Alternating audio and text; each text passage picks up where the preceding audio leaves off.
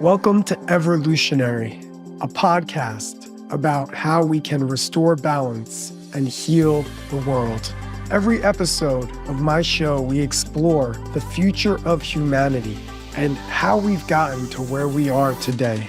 Through inspirational stories about healing, science, and mysticism, we'll see how we can reshape our society to create a world free of violence. I'm your host, Hawah Kasat.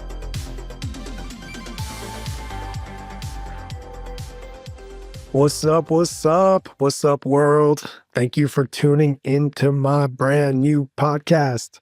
You are from everywhere. We got South Africa in the house, Belgium, England, New Zealand, Ghana, India is rolling deep, United States, Canada. It's amazing to see the community that's coming together around my new podcast effort. If you're really loving what you're hearing, you could do one thing to help bring this to more people. We got to share this stuff with the world because this is the medicine the world needs. So look at your phone or your computer right now, check out the app, and whatever app you're on, go ahead and find the rating button and go ahead and smash that 5-star button and then write a comment or leave a review and write a sentence or two. Tell the world how and why you're listening and tuning in. Make sure you subscribe and download it and set it on instant notification by hitting that little button. It looks like a bell. So go ahead and tap that. I'm dropping episodes every 2 weeks. So once every 2 weeks, every other Tuesday, a new podcast is coming out. And little things like that right now, if you do that, that'll push it up in the algorithm and it'll give more people a chance to find it. Also, want to let you all know if you want to have a deeper dive learning experience with me, I'm doing a virtual program called The Heart of Nonviolence. You can register for that. It's taking place in October. And you can go ahead and click the link in the podcast description. I also have 2 in-person offerings that are taking place in Massachusetts in the United States. So if you want to join me for one of my silent meditation retreats, or if you want to come to one of my men's retreats, we're doing healing work for men in particular. Those are both happening in December, and you can learn about those also from my website. Please, please, please share that with a friend. Now, today, we got a really special episode planned. Today, I'm sitting down and having a conversation with Dr. Jonathan Fisher. He's a cardiologist who's dedicated his life not just to treating hearts, but to understanding their deeper emotional and spiritual rhythms. For Dr. Fisher, his journey, it's not just been medical, but it's been deeply personal. He's navigated through the tumultuous waters of anxiety, depression, and professional burnout, and he's come out on the other side, not just as a physician, but as a healer of the human spirit. So his approach, it's blending the precision of Western medical science with the ancient wisdom of Eastern medicine and mindfulness. Dr. Fisher is currently a clinical physician executive at a major healthcare organization of more than 1,900 physicians. He's the program team leader for over 38,000 members who provide care at more than 800 locations, including 16 hospitals and hundreds of outpatient facilities. Basically, he's responsible for a whole lot of people, and he's at the forefront of creating large institutional change and how we approach and deliver medicine. Dr. Fisher's new book is called Just One Heart, and it encapsulates his epic journey. It's not only a medical guide, it's a manifesto on how taking care of just one heart is the key to healing, not just the body, but the entire world. And so I am thrilled to bring to all of you and to welcome Dr. Jonathan Fisher to our podcast. Let's go. Jonathan, so good to have you here on Everlutionary. Really such an honor to have you coming and joining the show. Your work spans so many important multidisciplinary practices, and what really drew me recently to wanting you on this show was how you really are threading together Eastern and Western wisdom into a holistic view of how we approach health and heart health, and really, as far as I see it, species health and what we do as a species on the planet and how we relate to the world. This ancient wisdom that goes back thousands of years, and I think it would be perfect and beautiful to start with taking a moment to really help us all understand how you perceive medicine and what you see as the difference and the places of overlap between Eastern and Western medicine. It's so great to be with you here, Hawah. I'm excited to have the conversation. I love the work that you do, and you help so many people, and just to be a small part of the conversation. I'm excited to see where it goes. As you were asking the question, I was thinking about my mother who passed away a few years ago. I was a little kid, and I used to always be curious because at the side of her bedside table, she didn't have any real fiction works. She didn't have policy. She had books by Aristotle and Socrates and Plato, and a very specific kind of an ancient wisdom-y philosophy. And I thought it was interesting because my mom was a physicist. She was a nuclear physicist. And I'm thinking, why is this scientist reading all this ancient philosophy? And so I think 50 years ago or so put that seed into my head. And so I took the usual path. I went into medical school, I became a doctor, and then I decided, because I liked physics and the heart moves so much every second, and there's electricity and there's a lot of kinesis going on, that for me it was like a natural thing. And so I did the standard curriculum. It's like 10 or 12 years. You go through, you read thousands of pages, you've got teachers. And yet at the end of the day, there was something really missing from my education. I could tell you all of the different pressures and the parts of the heart and the anatomy and all the things that go wrong and all the drugs and all this. But what I couldn't tell you was something that was right there behind the surface every time I walked into an exam room with a patient, which was, what's the connection between our spiritual well-being and our psychological well-being and our physical heart? I kind of knew there was a connection. And I wasn't finding the answer in any modern textbook. There was nothing in my textbook. I mean, now people are talking about stress a little bit and the real basic stuff, like I get nervous and my heart beats faster. I'm not talking about that. I'm talking about this deeper longing that so many of us have in the world today. And so the way that I found out, like all good research, was my own journey. I was in a really bad place after a dozen years of training and practice, and I was struggling personally, partly because I was an anxious kid, partly because that anxiety eventually caused me to isolate myself, which then led to depression, which I already had this tendency to ruminate and to think really dark thoughts. And I had no idea that there was another way to relate to my own thoughts and feelings.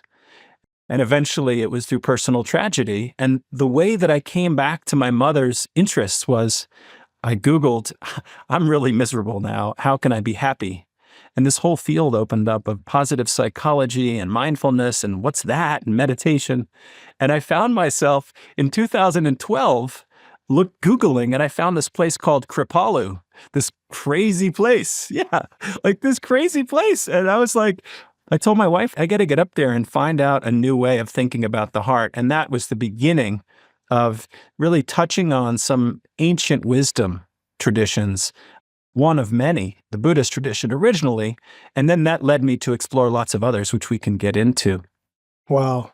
Well, Kripalu is up there. For those that don't know, Kripalu Yoga Center of Health is up in Massachusetts. And if I'm right, Jonathan, if I remember right, you were born in New Jersey, right? Mm-hmm.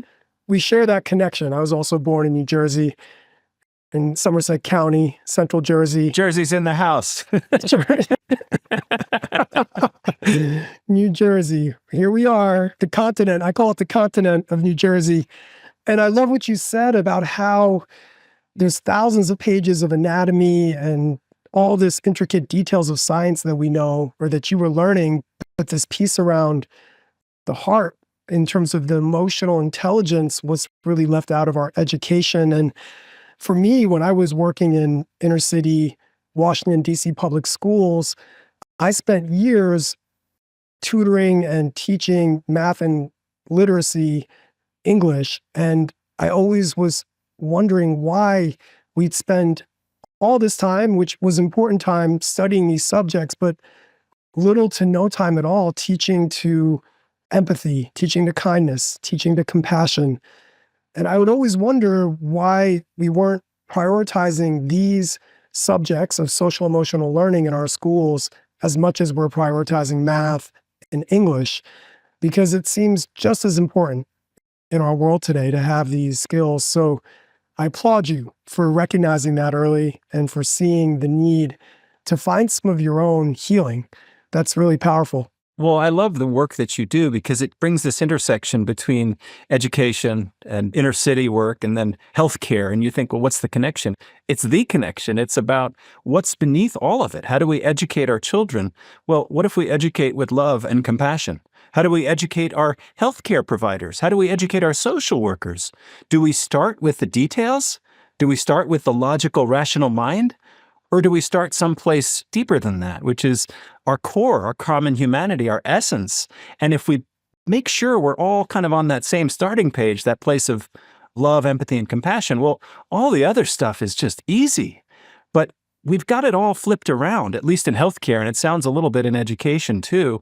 And that's sort of part of what I'm hoping to do, because for me, I had to unlearn a lot of what I learned about how the most important is the technical knowledge. I had to unlearn what I thought I knew, which is that the mind and the brain are the only source of wisdom. No, that's not right. And I heard this language. In Buddhism, there's something called the Heart Sutra, which is like the thread. It's a very important text. And then I looked at other traditions. I looked at the Chinese tradition and traditional Chinese medicine. They don't have a word for heart. There's no pointing to your heart and talking about the heart. They have a fusion concept, which is the heart, mind, and spirit, which is called Shin, Xin. And then I was reading, well, what do they say in Japanese culture about the heart? And it's the same thing. It's a fusion between, there is no heart or mind. There's only the heart mind. And in Japanese, it's kokoro. And then I looked at the Greeks and Aristotle said, well, the heart is where the spirit lives. It's where the soul lives. And I'm thinking, well, in the modern world, many people don't believe there's a spirit, which is fine. I'm not talking about a religious belief. I'm talking about, can we agree that there's some deeper meaning in our lives that goes beyond our narrow, identified self, this small ego? And maybe that does live in the heart, which is why we feel it when we experience awe and moments like that. I love it. And I think what's fascinating to me within this peering back into the historical ways that we viewed the heart, it was also the source of another type of thinking. The seed of the soul, the seed of compassion lies also in the heart from all these other ancient traditions. And that's a really beautiful place to explore. How could you help us understand where Eastern and Western medicine diverged? Well, first, at a basic level, what do we mean by Eastern and Western, and not taking that for granted? Usually what we're talking about is sort of the split between European and then sort of Western colonial American healthcare and medicine versus Eastern, which is India, Asia, Southeast Asia, etc., sort of the Far East. And the split happened about 3,000 years ago. So if you go back 2,000 or 3,000 years, no matter what world tradition you looked at, whether it was the Ayurvedic tradition in India, whether it was the ancient Egyptians who believed that you could weigh the heart itself at the time of death to judge a person's soul and deeds in this life, to decide if they made it into the afterlife, no matter what tradition, if you look at the Sufi tradition in Islam, the heart is the center of the Sufi tradition. It's where all wisdom comes from. So why is it for thousands of years the heart holds this central place in the Eastern traditions? Part of it has to do with the birth of modern science. So if you go back to ancient Rome, that's when it started, about 2,000 plus years ago. There was this guy named Galen who was really curious, and he wanted to find the soul. And so he dissected animals and looked at their hearts. And before there was Galen, we didn't know what the heart looked like. Nobody had the courage and the curiosity. And so, of course, Galen saw there were 4 chambers in there. There was blood in there. But he couldn't find the soul. He couldn't find the spirit. And so this was the beginning of a little bit of a split between the Incans and the Mayans, who believed that all courage originates not from some place in the mind where emotions come from, but literally from the beating heart in the chest, which is why those traditions often, the warriors would sacrifice their hearts to the gods because that was the source of their courage. And so it was in ancient Rome when the first sort of surgeons and heart doctors essentially made some discoveries. And then fast forward 1,000 years in the Renaissance, William Harvey and a guy named Vesalius in Europe, now in the Western medical model, did more and more nitty-gritty dissections and details, and they found out the heart is incredibly complicated and beautiful and intricate, but there was nothing mystical in there. And at the same time, dissections were starting of the brain. People were looking at the human brain, and they weren't finding the soul or the spirit in there. And then in the last 150 years now, with the birth of modern psychology and Freud's work on religion and the psychology of the mind, essentially there's been this split where there's the spirit, emotions, things that we can't touch, the intangible, ineffable parts of being human, and then there's all the mechanical, juicy stuff. And what I'm hoping we can start to do is see that those two have to be connected somehow, that we can't keep them separate in their own corners, or we're never going to understand how this beautiful body and mind work and how we fit together as humans. Wow. The tapestry of thinking and approaches to the heart right there are amazing, and how we've moved from these different cultural traditions into this current moment, which is quite fascinating, where we have this opportunity to lean into what was ancient knowledge and fuse it with modern day medicine and really beginning to unravel more of the mystery. Because one of my professors in college used to say, there's three truths. There's your truth, there's my truth, and then there's a truth in the middle somewhere. And so I always took to that quote because I feel like so much of the current conflicts we see in the world are us fighting over trying to decide which way is the right way, when really the nuanced balance of understanding that each tradition has a very unique perspective to offer, and if we can kind of see how they all are interconnected, then we actually will begin to tap into greater expansiveness, greater potential, and deeper breaths that are honoring all of our various life experiences. And that's what I love about what you're doing. I mean, currently we have so many stresses. We have so much individually on our shoulders from the news, from media. We're experiencing grief and trauma in our lives because of maybe our own personal health challenges. A lot of us are dealing with ailments in our body, sickness, broken bones, cardiovascular disease. Some of us have parents that might be suffering from dementia. Like, all of that is creating a space where we need more tools to somehow manage to still find true health in a world that sometimes feels really unhealthy. What are some of the troubling trends that you see in our society today? Yeah. If I can pick up one thread, and then we'll get into that, because when you were talking a minute ago, it reminded me that really what I think the essence of this conversation for me, and it's the essence of my work, and it's a fundamental truth that you alluded to, which is one of the traps that we're falling into, and it's not just today, and it's not when conflict is happening. This is as old as time.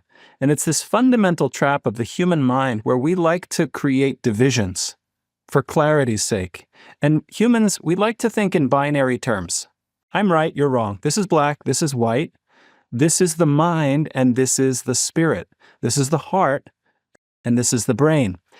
You can name whatever it is you want to talk about, and it's very easy to fall into that dichotomy. And I think what's so appealing about some of the Eastern wisdom traditions that I've studied, they don't begin with that division. It's the opposite. Whether you're talking about, again, going back to the ancient yogis, it was the Vedic tradition, Advaita Vedanta, which is this study of the non-dual nature of all existence. And you're thinking, well, Jonathan, you're getting a little off topic here. We're talking about the modern world. I don't think it's off topic at all. I think this is at the root of our suffering because we forget, for various reasons, the Western model of success and capitalism, and you name it, that involves a certain way of being, whether it's a dominance, a hierarchy, whatever it is. We forget that these divisions are created by the human mind. They just are. And many of them are real and they're useful. So I just wanted to kind of touch on that, how at the root of health, now this ties it in. This isn't world events, this is also health, because if you view yourself as either healthy or not healthy, then you're either healthy or not healthy, and you're not going to be both. But if you start to take a broader view about what health really is and think about the word health, which comes from the Old English, and it means whole. So just like if I feel like I'm nervous or I'm anxious before I do something, well, I'm going to be nervous and anxious. If I start off by thinking that I am not already whole, there's something broken about me, and my quest must be to find that broken thing and to constantly be looking for it and fixing it, well, guess what I'm always going to be seeing? Whether it's within myself, within you, as a doctor, within my patients, if I'm always looking for the brokenness, and that's my basic assumption, that's all I'm ever going to find. What I'm hoping is we can shift the way we view others and view ourselves from not something or someone that needs fixing, but as something that we are already whole and we have forgotten our wholeness internally and with others. Wow. Yeah, you put that beautifully. And I almost feel like that is a troubling trend in our society. I mean, that's fully wrapped around. We are caught in these binary dichotomies, which create a barrier to nuanced curiosity and exploration of ideas that might not be these hard anchored black and white ideas that keep us polarized from each other. And when we start to divide the brain and the heart as two completely separate functioning entities or organs in the body, we begin to lose sight of their interdependence. And they need each other, like we need each other. We need all the people on this planet to experience happiness if we want to experience true happiness. That's so well said. And one thing there is, I always am a little allergic when people say, I want to live from the heart. Because as a scientist, and my mom was a scientist, my dad was a doctor, like, let's not forget the brain is pretty awesome. And yet, on the other hand, I've lived for decades from the brain, from the mind. And in fact, I thought that's all I was a brain walking on a spine around. And so I don't want to give people the impression that because I'm a heart doctor, it has to be all about the heart. I'm really fascinated by, can we dissolve those artificial boundaries that we create that help us distinguish between thoughts and feelings, for example, when you and I both know you can't separate them. And then because you asked the question, I haven't forgotten, you asked about why I wrote this book and the crisis of our time. And when I look at the world, this is how I see it. And I know I'm biased because I'm a heart doctor, but I see everything now through the lens of the different dimensions of our human heart. And I see our world in 4 dimensions because there's 4 aspects of the heart. There's the physical. We need this body to be here talking with each other. We need this body to move and to make love and to be in a group and all these things. The body is great and the heart needs to work well in order to do all those things. But there are 3 forgotten dimensions of the heart, which deeply influence the physical heart itself, and there's an interrelationship. So the second is our emotional heart. That heart emoji that you send, there's no words there, but you could think of right now 20 different words for what you mean. It's love, compassion, affection, intimacy. So that emotional heart. And then there's what we now know is the key to physical health, which is our social connections. So there's the social heart. So when we think about our emotions, there's that interdependent social heart. And then the last is the spiritual heart. So the heart has been the central of all spiritual life since the beginning of time. And I decided I wanted to look at the world today, and I see that in the physical side, heart disease is the #1 killer of men and women everywhere in the world right now.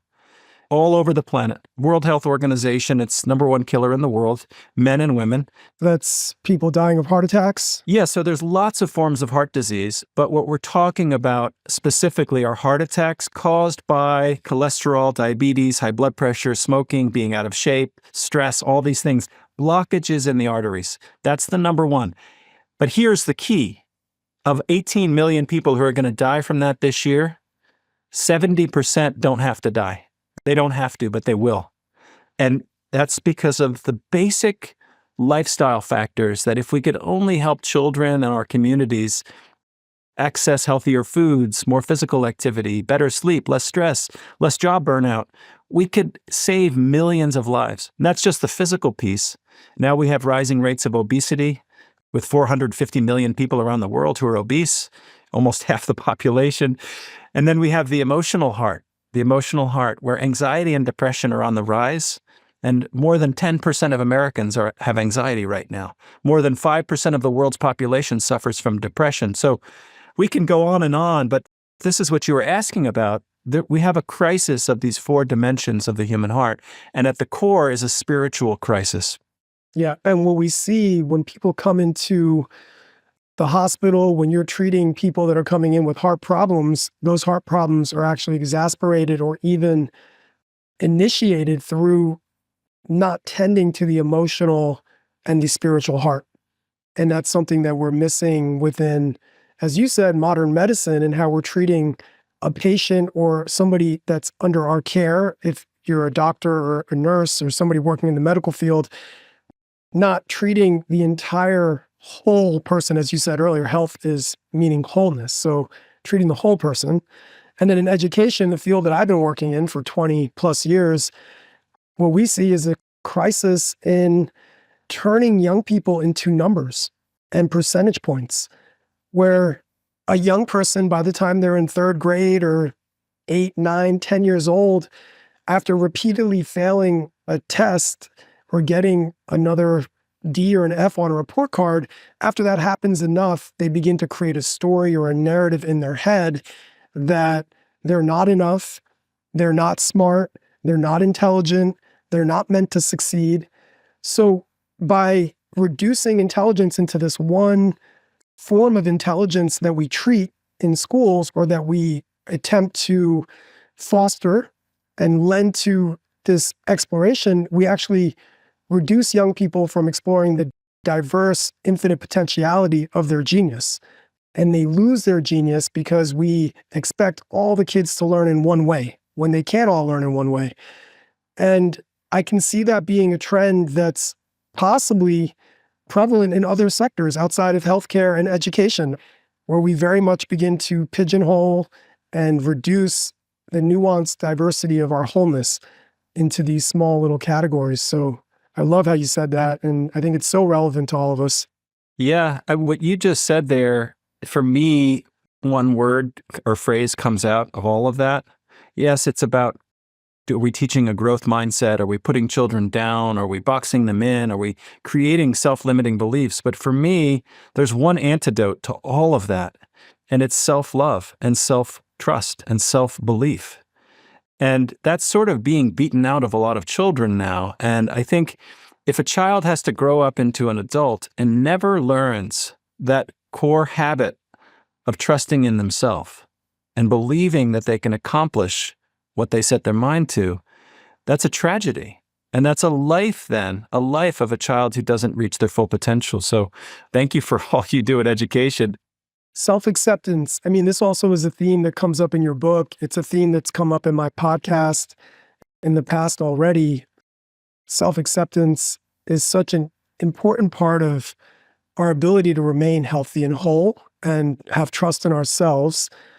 And I'm also thinking about reinvention with self-acceptance, because to me, accepting ourselves for who we are also involves embracing the fundamental nature of reality, which is constant change and impermanence, which in ancient Pali is a word known as anicca, this idea that things are rising and passing.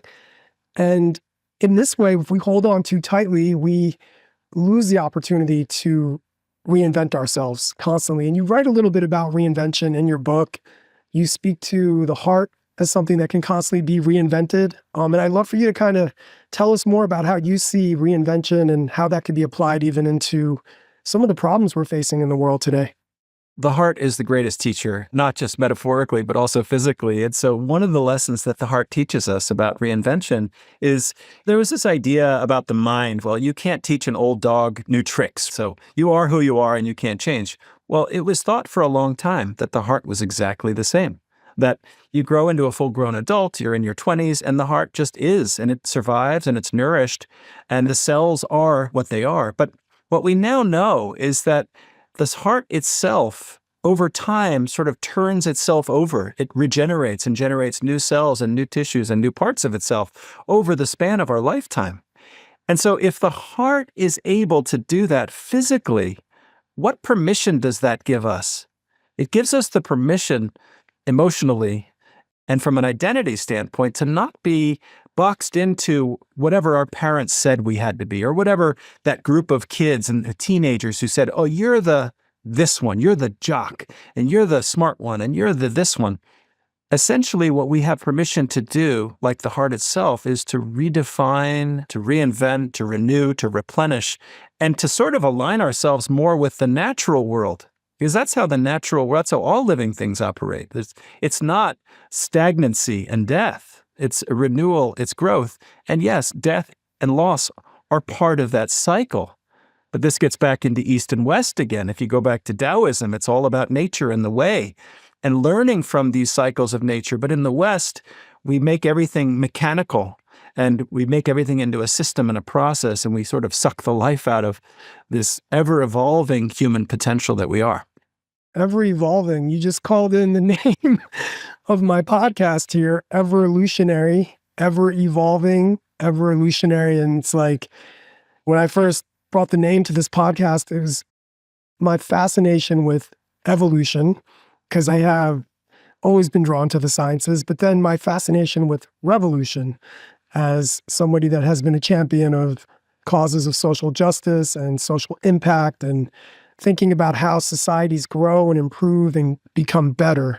And I love the ever-evolving piece that you call in here, because if we don't choose to evolve, if we don't choose to learn and not be stagnant, but to constantly adapt, then we will actually become stuck in a story or a narrative that is no longer serving us. And in many ways, this reinvention is one that involves healthcare, it involves education, and it also involves social, economic, and political ideologies and systems. It involves us to reimagine a story, because right now we're trapped in a way, some of us, not all of us, but it's a crisis of imagination. And I think you've heard that before. We've all kind of perhaps felt that feeling that there's a crisis right now of imagination, and we need to reimagine the heart as something that's interdependent with the brain. As you said earlier, we're not just totally brain-centered, but we're not also just totally heart-centered. We're finding the dance between the yin and the yang. We're finding that balance so that we can support each other. And so I love this journey of discovery, and I love how you're calling that in through your work. Hawah, I add something that came up as you were speaking there, because the heart has another lesson about what you were just talking about, which is this: it's either a crisis of imagination or it's a stuckness where we fail to be creative and innovative because we're just not open to possibilities. We think we know what we know, and our desire to be right keeps us stuck. And so I wrote a whole chapter in the book. You think, well, why is a heart doctor writing a chapter called Openness? It's because for me, what you're hitting upon, and this is for me, these are the 7 most essential qualities of the human heart in all dimensions. One of the most essential is being open-hearted. It's a compliment. I'm sure people have said that about you. I know you. I'm sure people have called you open-hearted. Well, I was always curious, what does that mean? And it means, are we open to the possibility of something that we haven't seen yet, or that other people may be able to show us? Do we have curiosity as opposed to sort of certainty? And so I'm fascinated by that. You were hitting on that idea of imagination, which is about openness. And then the heart itself, do you know what happens if the heart doesn't open each second, if the aortic valve doesn't open? It fails. So the exit valve of the heart, it opens 100,000 times a day. It opens up. But if for one of those beats, or if over time it fails to open, it gets stuck. It's called stenosis, which is very common. It affects thousands of people. The heart gives out because of all the pressure that builds up because the valve fails to open, letting out and letting in. And so just like the heart itself can fail, if the valves fail to open, we fail as humans when we're not opening ourselves to others. It's such a beautiful analogy. I love the metaphors that we're speaking in. It's the poetry of the heart. And your book is diving into the heart, not as just a vital organ. And in this way, it's diving into our empathy and the wellspring of our resilience. So I'm wondering if we can go deeper into this idea of openness and some of your other habits. I know there's 7 habits that you write about in part 2 of your book. Is there another out of those 7 right now that you're feeling is being activated through this conversation right now? I love how you asked that question. I mean, what's being activated is openness and also warmth because of the connection that we have, that I'm feeling when I'm speaking with you, because we're kind of riffing off of each other. And that is calling upon one of the strengths that I know I have and I know you have, that not everyone has. And I think that if we can all develop a bit of that ability to connect and to bridge, everything goes better and we're healthier and happier. So the 7 traits are essentially their habits, and they're really just human characteristics that are as old as time. And the way that I stumbled upon these 7 habits is they weren't in the medical textbook about the heart. There was the ventricles and the atrium, but there was no 7 timeless traits of the heart. So as I was reading about every world tradition, I was looking out when people speak about the heart and living with heart and leading with heart, what are they really saying here? Is it just about love? Is it something else? So I interviewed 55 world experts in mind, body medicine, yoga, health, and healing, and I asked them all the same question. To you, what does it mean to live with heart? And I kind of shook out all the answers, and these 7 traits came up, and the first one is steadiness. So I can't connect with you, Hawah. If I'm anxious right now, if I'm thinking about everything else in the world but you, and I'm not steady in my body and in my mind with breath practice, etc., if I'm not grounded, there is no connection. So the first of the 7 traits is steadiness, and there's so many beautiful ways that you and I both practice to steady our hearts so that we can then do the second, which is tap into the wisdom of our heart, which is when we sit quietly and we ask our hearts, what are you needing right now, my dear? What are you needing? And then how do we nurture our hearts? So there's a wisdom of the heart, which is the second, and then the third, we just talked about it a while, it's the openness of the heart. So once we've steadied the heart and we've tapped into the wisdom beyond this thinking mind, then we can actually open our hearts to what's out there, but not only to receive, but also to share, which so many people are closed and afraid to show their true selves. Well, we can't get to the 7th trait, which is warmth and connection, unless we have the courage, which comes up. So after openness, then there's wholeness. So for me, wholeness is right in the middle. What does it mean to live with a whole heart? And then after wholeness, there's one essential trait, which is courage. Courage, literally, the word core means heart. So we've always known as humans that courage feels like it comes from the heart. Heart beats stronger and faster. So I've explored the science of courage and where does it come from and how can we get more of it? Because we're lacking it. And in order to be revolutionaries, we have to be courageous. And then the last 2, life is no fun if we're just courageous and we're just sort of strong and the yin, I guess, or the yang rather. So then that's where the lightness of heart comes from. That's where the smiles and the laughter and all of the positive emotions have to come from because, as I say, wake the heart. Those are the heart wakers that we need right now. And then the final of the 7th traits is warmth. How do we live with a warm heart when the world feels so cold? And that's the chapter number 12. Wow.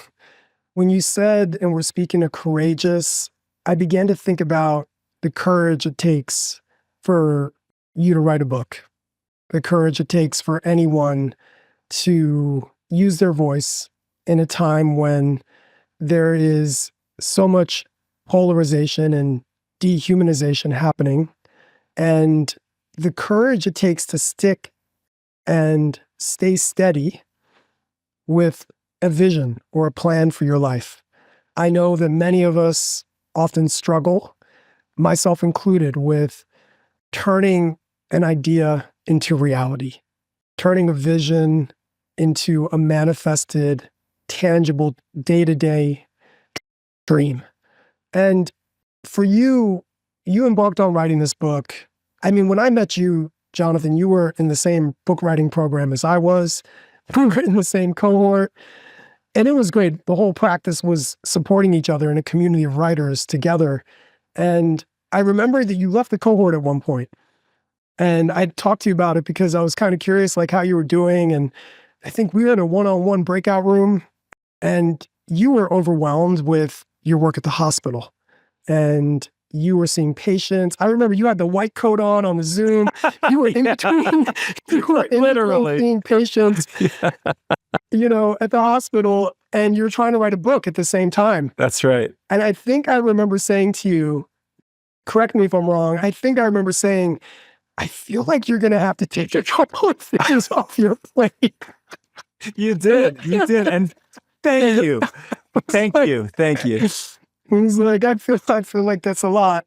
Yeah. We haven't really talked since then. That was probably a year and a half ago. So how did you turn, for a lot of us that are here, that are finding that part of our healing is actually creating and contributing? I think we all want to contribute.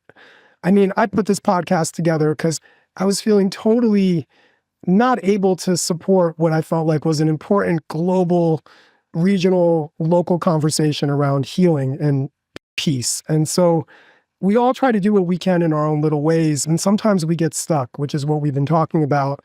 We might get stuck in our brains because we think that it's too heady, or we get stuck in our hearts because we're like, I'm just going to lead with my heart. And then we don't combine sort of what has to happen, which is the dance between the brain and the heart. How did you get over the block?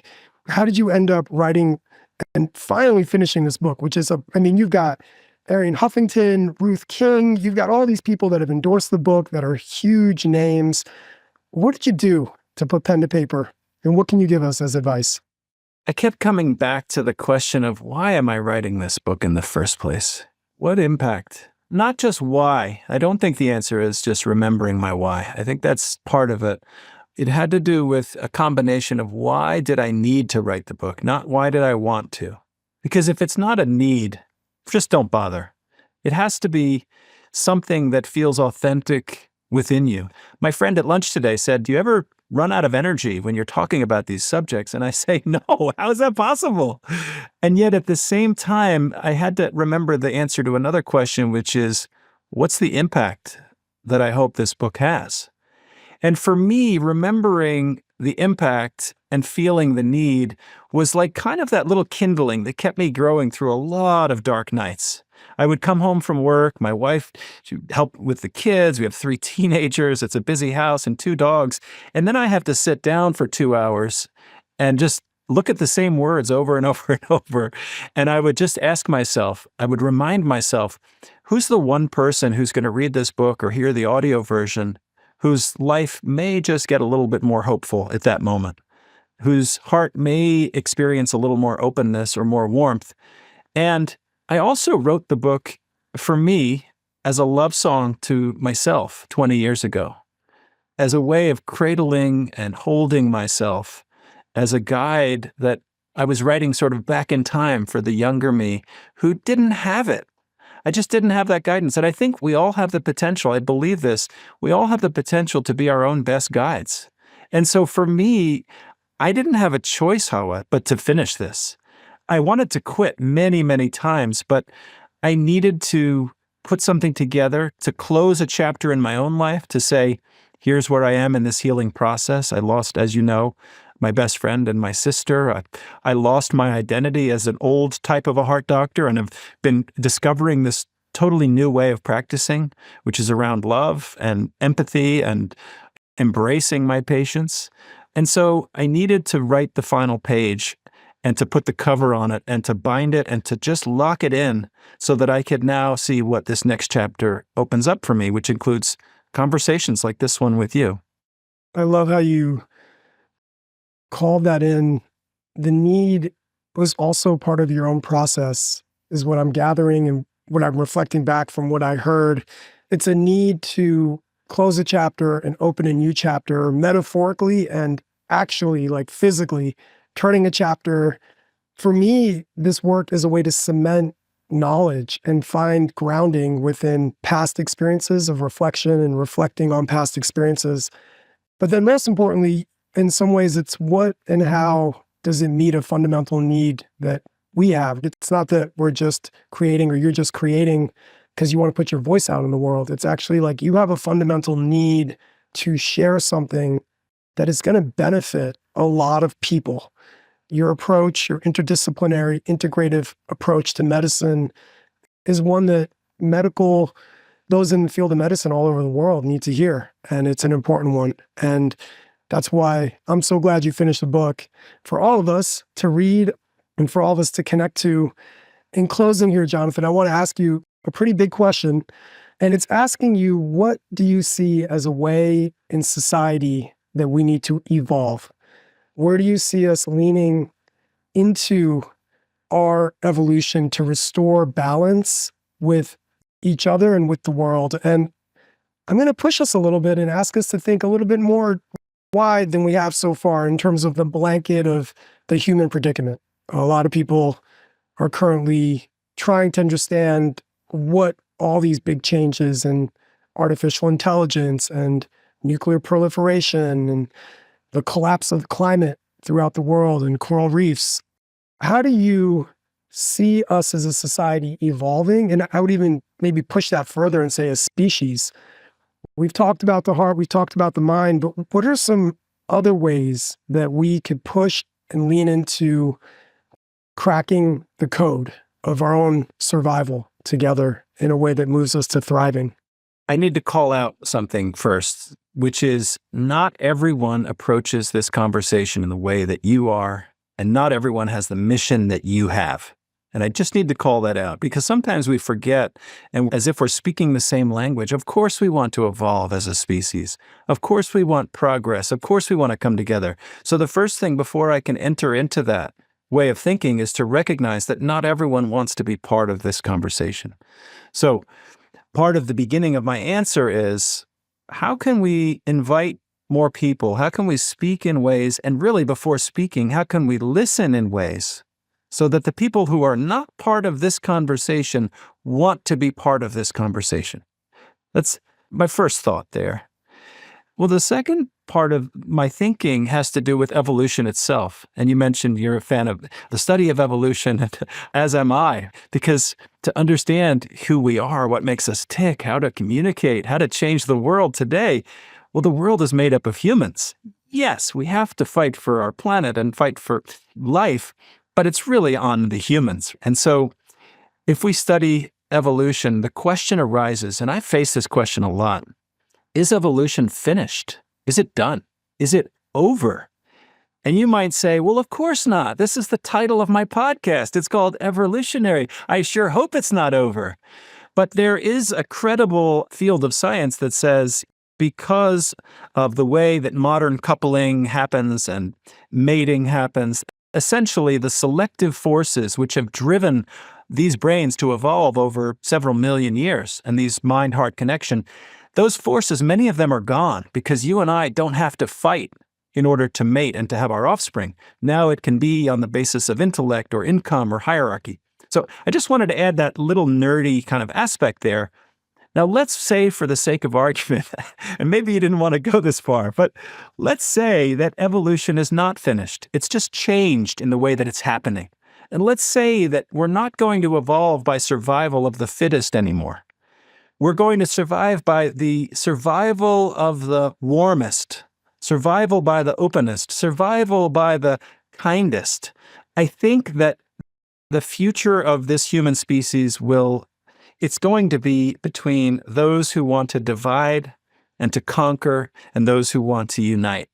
I really do. And I would ask people to decide which side they're on and then to do the really hard work from shifting from a divider to a uniter, because you can't have everyone be united and mushy and the same. We're just not. We need our diversity. We need to honor that. And so this is a really fascinating conversation, and I'm so happy that you are guiding these conversations. The last part of my answer is I don't have the answer. I'm not that smart. I'm just a dumb heart doctor who knows a lot about different dimensions of the heart. So I don't have the answer to the future of our species, but just to offer some of my thoughts about who's part of this conversation. What do those people believe about whether we can evolve as individuals and by extension as a species? And if we believe that, how can we make sure not to leave out and leave other people behind in our own certainty about where we're headed? Absolutely. That was the answer I needed to hear. I'm selfishly doing this podcast as well for my own benefit. And I love this idea of calling people in to the conversation. And part of that is for those that don't even believe in evolution, it's not even about evolution necessarily. It's, do you believe that we can adapt? Do you believe we can change? And do you feel in your heart that it's important that we can drive down the road or go into a grocery store, or your child can go to school without living in fear? And do you believe and hope that for other children and other people that are not you or your immediate close friends and family? And if you do believe that, and if you do feel that in your heart, then I hope this conversation calls you in. It calls you into an expansive way to think about what is ahead of us, which is beautiful and filled with potentiality if we all decide in some way, shape, or form, or enough of us decide that we are interested in being uniters, as you said, and not dividers. So thank you for that, Jonathan. That was so beautiful, so well said. Thank you for joining the podcast. Thanks for being one of my very early guests out here as we take this out into the world. I'm here, you're here, we're here. And it's a beautiful moment. It's a beautiful moment to be alive. And people like you make it easier to realize we're not alone. Thank you, my friend. This is wonderful work you're doing, and I'm so happy to be a part of it. Absolutely. We're going to have you back, and we'll all be checking out your work as everybody's going to be learning about the book, Just One Heart. There it is. There it is, right there, Just One Heart. All the links are down at the bottom of the podcast description. Please support this incredible human, and please support all the people in your community, in your home. Please support the people you don't know. Be kind, be gracious, be generous, be empathetic, and be caring. So thanks all for joining us on Everlutionary. Thanks, Jonathan. Thanks, Hawah.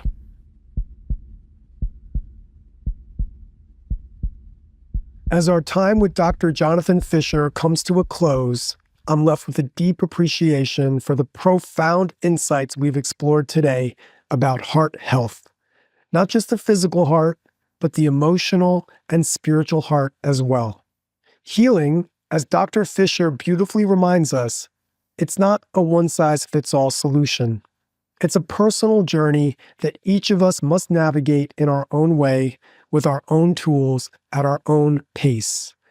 It's about finding balance between the demands of the outside world and the needs of our inner selves.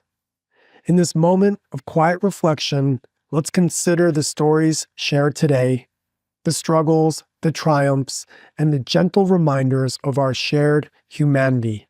Let's leave this conversation with a deeper understanding of how to care for our hearts in all of their complexity. Join us again next time as we delve deeper into the stories and ideas that help us evolve and heal together. Until then, remember, peace starts within us, radiates to those all around us, and ultimately shapes the world which we share. Journey well, keep your heart open. Let's go. Everlutionary, restoring balance and healing the natural world, is brought to you by me, Hawah Kasat. If you would like to find out more about me and my story, head to hawah.us. That's HAWAH.US. And then make sure to search for me in Apple Podcasts, Spotify, and Google Podcasts, or anywhere else podcasts are found. Make sure to click subscribe so you don't miss any future episodes. Thank you for listening. Stay in touch. Peace.